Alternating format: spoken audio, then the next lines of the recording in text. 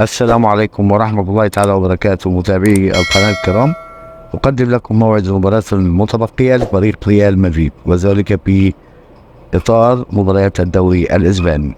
ريال مدريد الآن لديه 93 نقطة، يحتل بها المركز الأول، وقد حسم لقب الدوري الإسباني، وتتبقى له مباراتان. المباراة الأولى يوم الأحد 19 مايو 2024، وذلك في إطار الجولة 37، حيث يتقابل مع فريق فياريال، وذلك في تمام الساعة 8 مساء بتوقيت مصر والسعودية، 7 بتوقيت السودان وليبيا، 6 بتوقيت تونس والجزائر والمغرب.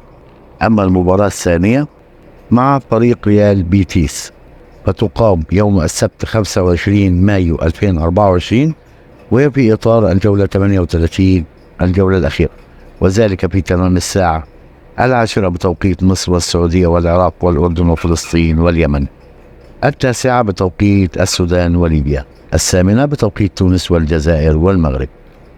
اشترك الآن ليصلك كل جديد من مواعيد المباريات العربية والعالمية.